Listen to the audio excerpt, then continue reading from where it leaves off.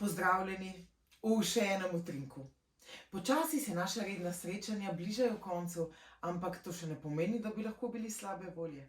Kajti vsak utrinek ponudi nekaj novega, kakšen nov uvid, vpogled in ob redkih priložnostih se zgodi, da imam priložnost biti v utrinkih sama z doktorico Rebeko Prislan, ustanoviteljico Alefi sveta. Kaj se trenutno dogaja v Alefi svetu, Rebeka? Ustvarjamo različne stvari, razvijam nove formulacije za kozmetične izdelke, zdajle malo fokus za podjetja. Sama želim v jeseni predstaviti nekaj novega, eno manjšo linijo.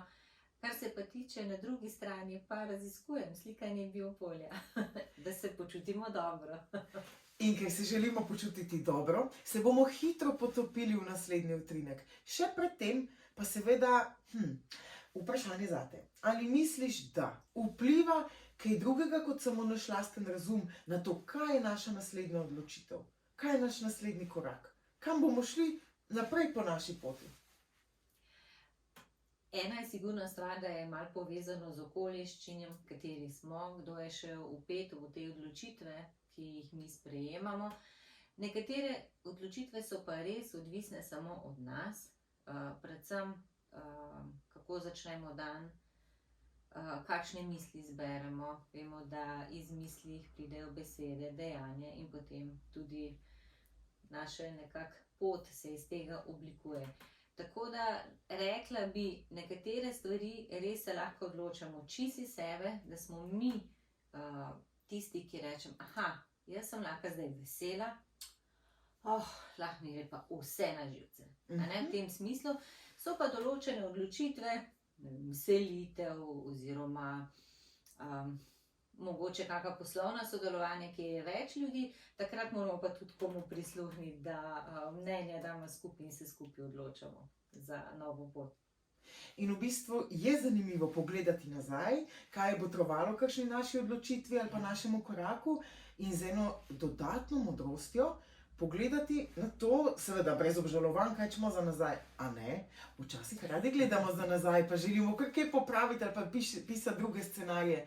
Ampak mislim, da ima vsak korak svoj smisel, na kar lahko s to modrostjo pogledamo naprej.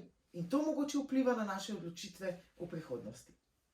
In midve se kar potopimo v prihodnost, poglejva, kam potujemo in kaj nama nameni utrinek potovanja. Pa poglejva. Potovanje. Potuješ kdaj z mislimi v preteklost? Se ob fotografijah spominjaš prijetnih trenutkov? Razmišljaš veliko o dogodkih, ki so se zgodili? Se sprašuješ, če bi lahko naredila kaj drugače? Vedi, da si vedno delovala tako, kot si najbolje znala in zmogla. Ta trenutek pa je pred tabo moč izbire za nov korak. Ti izbiraš, kako greš naprej. Ne očitaj si za nazaj. Sprejmi preteklost, postavljaj si nove cilje. Zaupaj, da ti bo uspelo iti lahkotneje naprej. Na vsakem koraku bodi srčen, srčna in iskrena. Podari pohvalo in sprejmi pohvalo. Če čutiš, se opraviči. Sprejmi iskreno opravičilo. Zahvali se, sprejmi zahvalo. Raduj se, deli radost. Bodi prijazen, prijazna in deli prijaznost, saj prijaznost je jezik, ki ga vidimo, čutimo in slišimo. Zelo lep utrinek in v bistvu so dobro napeljali z najinim pogovorom na to, kar nam sporoča. Vsak stavek ima različno vibracijo oziroma različen namen sporočilnosti in verjetno ste vi kakšnega slišali, kak drugi pa se je usedel meni v dušo. Ampak jaz rada gledam naprej in rada načrtujem, kaj še bo, včasih tudi malo sanjam. Pa me zdaj zanima, obstaja kakšen tak pametni mehanizem, kako se na to najboljš pripraviti? Ali je najbolje delovati intuitivno, tako kot čutimo?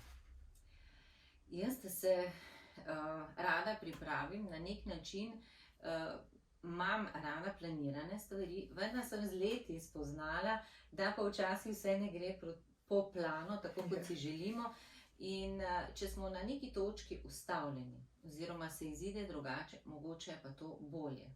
Jaz vidim tudi pri poslovnih sodelavih, z nekaterimi takoj ujamemo neko skupno noto, vemo, kateri izdelek bomo kreirali.